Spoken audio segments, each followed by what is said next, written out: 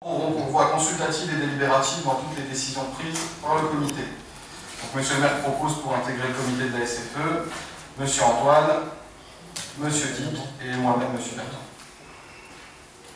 Madame B. Alors, en fait, on prend acte de la proposition des 3 membres. Je crois qu'il y a un petit souci. Mais nous regrettons votre manque d'esprit d'ouverture. Mais ceci dit, je suis pas étonnée. Je rappelle juste que cette demande de 3 membres de droit au comité de la SFE date de l'époque où la ville a aidé l'association qui se trouvait à un niveau plus haut et où la ville aidait l'association notamment pour le financement de 2 emplois jeunes et qu'à cette époque, Jean-Marie François avait ouvert un poste pour l'opposition afin d'être totalement transparent sur les négociations et discussions. Mais il est évident que la transparence n'est pas votre principale vertu sur ces dossiers. Je constate une nouvelle fois que bien que vous ne soyez pas à l'origine des soucis de la SFE, vous cherchez à en tirer profit pour écarter le comité et les dirigeants actuels, pour avoir la main mise sur le club, comme vous l'avez déjà fait avec les Marguerites, le dojo, le karaté. Je me pose la question, quel conjoint d'adjoint allons nous voir se présenter comme président de la SFE? Ces méthodes s'appellent de l'ingérence, me semble-t-il. Vas-y Alain, et après je l'ai.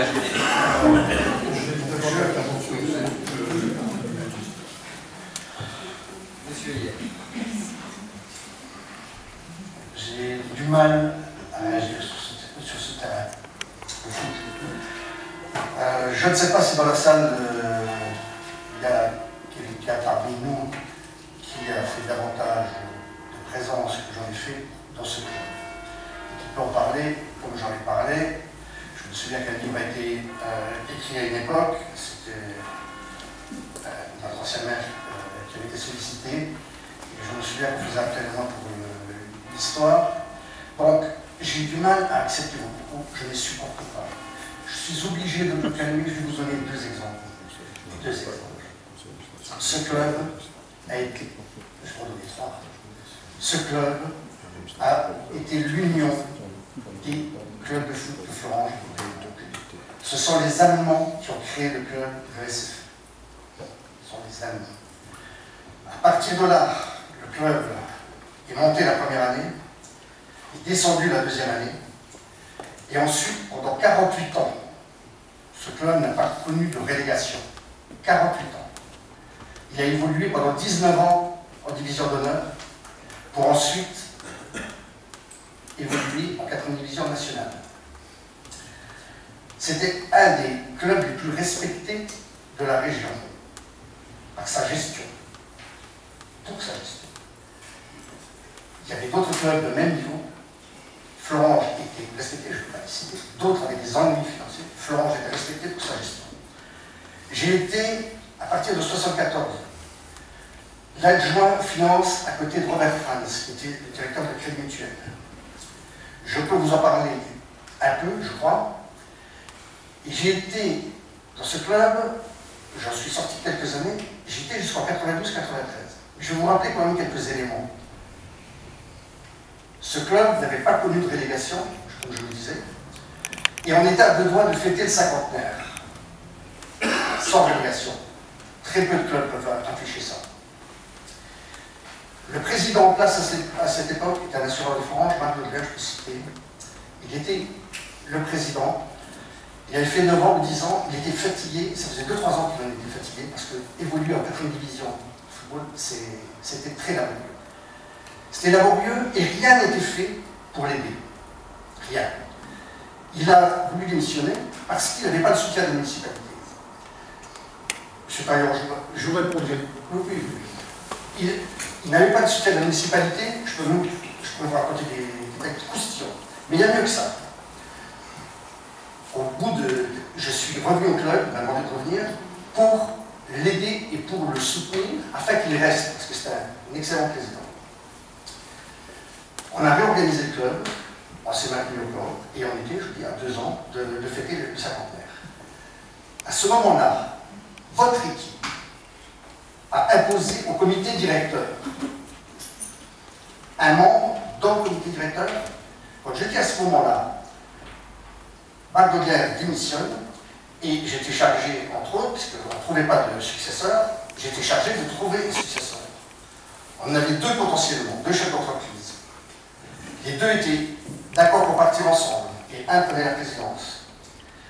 Le soir de l'Assemblée générale, il est élu, intervention de votre équipe, pour imposer au comité directeur un membre de votre équipe. Le lendemain matin, très tôt, 6 h du matin, inoubliable pour moi, béquille en acte, je venais de me faire ouvrir de milice, inoubliable, ce président nouvellement élu la veille, maintenant c'est 6 h du matin, qui démissionne. Lucien Piette, pas de nom. À partir de là, le club dégringole pour se retrouver là où il est aujourd'hui. Donc je ne peux pas accepter ça. Et je vais vous donner un deuxième exemple. On cherchait des financements partout. J'ai lancé le bal à Cattenom. Renseignez-vous. On allait faire un bal à Cattenom, avec des bagarres, avec des problèmes de gendarmes, avec des assurances qu'on prenait nous-mêmes, pour essayer d'aider le club, pour essayer de financer, d'équilibrer les comptes. J'organise un tournoi inter-entreprise. Il y a suffisamment d'anciens dans le secteur pour confirmer ce que je dis.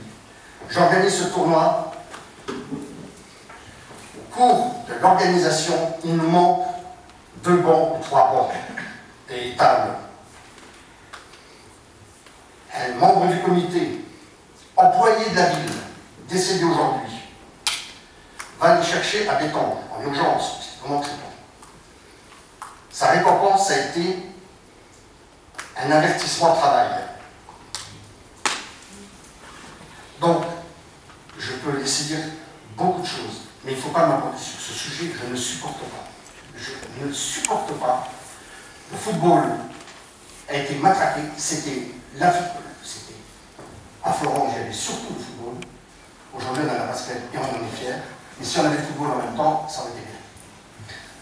Votre groupe, en tout cas certains dans votre groupe, aiment toujours faire des leçons, des grandes leçons grandiloquentes sur la monstruosité de notre municipalité et sa façon d'agir. Je suis sûr qu'en regardant un peu dans le passé, l'ingérence de la vie associative, je pense que vous l'avez aussi pratiquée.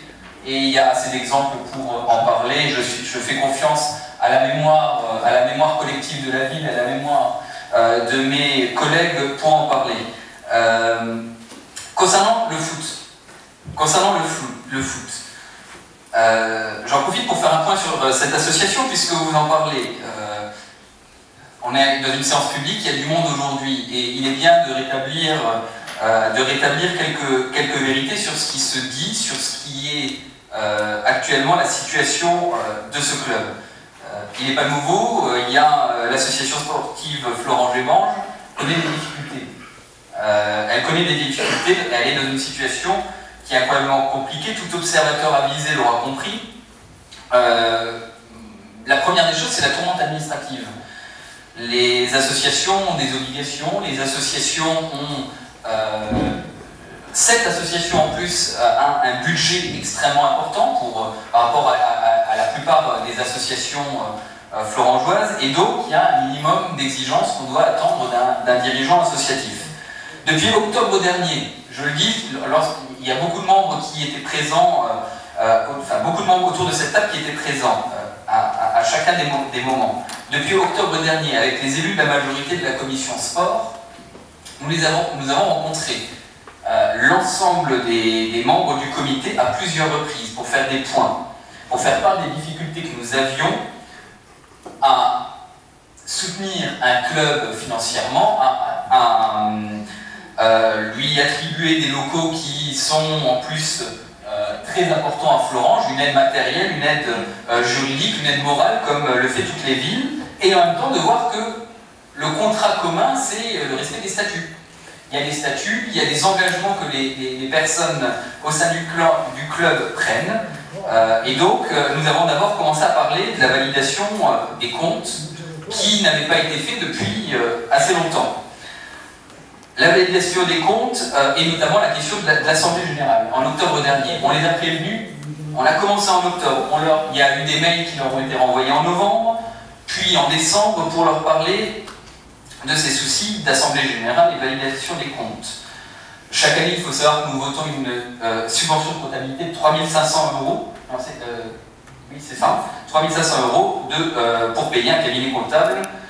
L'Assemblée générale a enfin eu lieu après que le club ait perdu 12 500 € qui étaient rattachés de l'exercice 2016.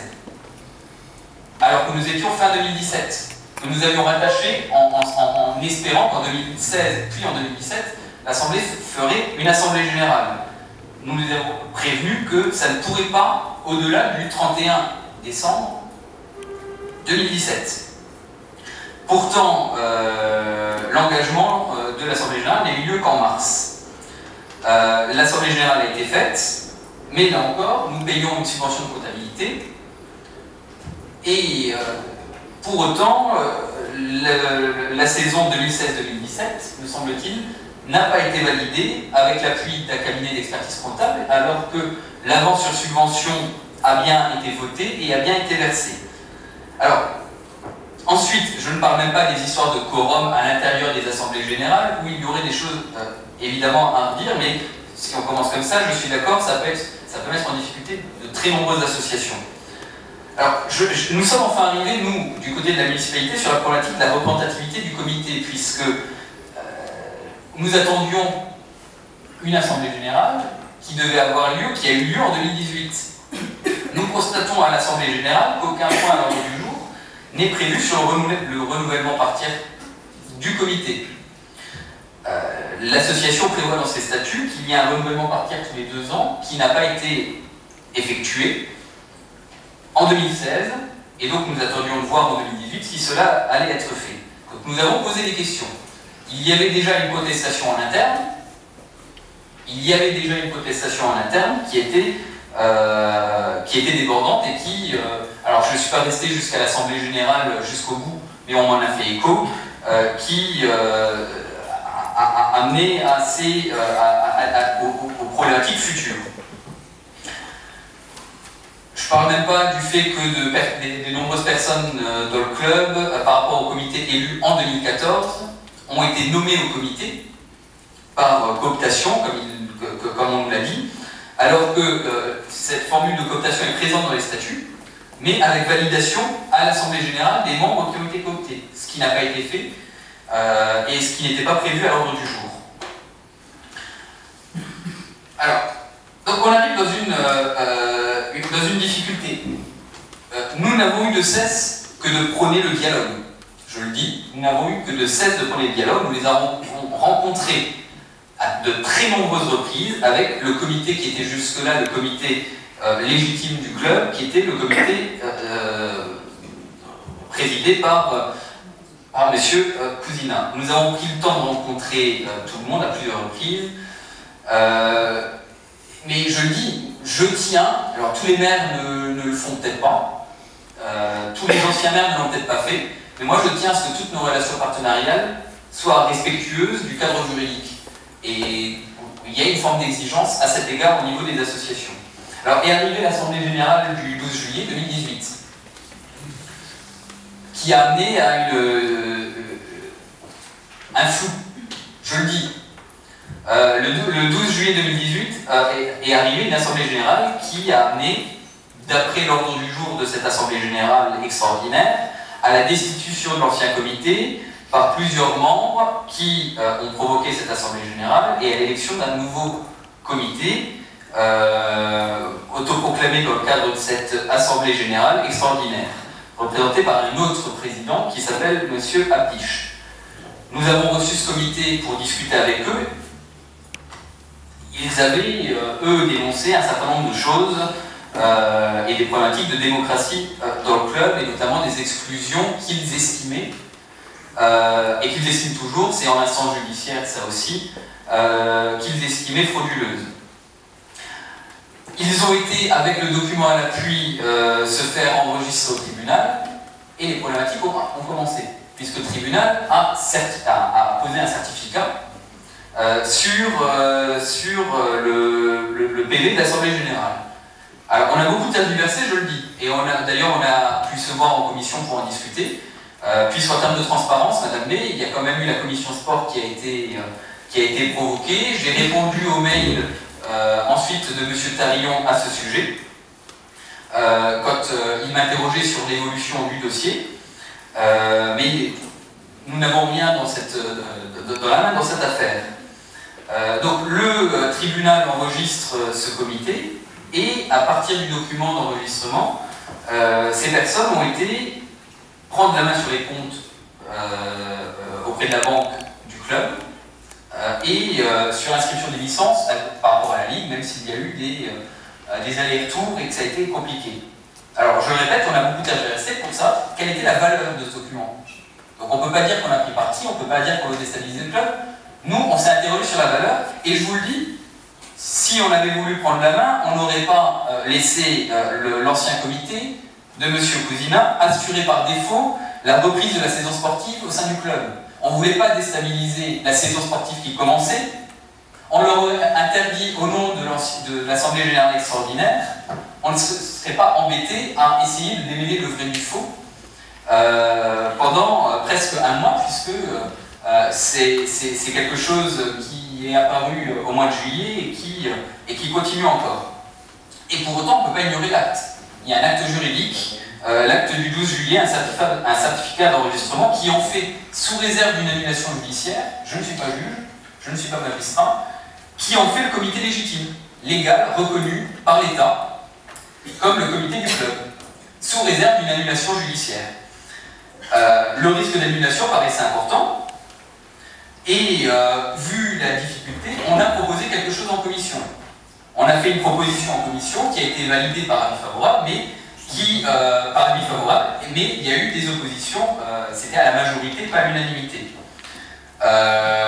Nous sommes d'accord. Pour autant, si je me souviens bien dans les débats qu'il y a eu en commission, intellectuellement parlant, vous validiez à peu près l'idée, mais vous refusiez politiquement d'assumer cette idée. Moi, l'idée était simple. On n'y avait même pas pensé, l'avocat de la ville ne répondait pas forcément à ce moment-là. Mais l'idée était simple, c'est faire une médiation comme ça s'est fait dans d'autres villes. Je pense à la ville d'Albran, je pense à la ville du Camp, je pense à la ville de Famec, où de manière provisoire, en attendant de provoquer une assemblée générale où l'ensemble des adhérents auraient pu voter démocratiquement, et sous contrôle huissier que la ville était prête à payer, on aurait eu l'adjoint au sport qui était nommé président par intérim en attendant, et chacun des deux comités qui se renvoyaient la balle se serait partagé le poste de trésorier, le poste de vice-président et le poste de secrétaire. Alors ça a été validé en commission à la majorité, pas à l'unanimité. On l'a proposé. On l'a proposé très concrètement dans une tentative de médiation. Moi, je tiens à le dire, cette tentative de médiation, elle a été, beaucoup d'élus qui sont présents ce soir pourraient en témoigner, moi, elle a été choquante. Il y a eu des comportements que moi, j'ai du mal à accepter de la part du comité qui est mis en cause dans cette affaire depuis le début.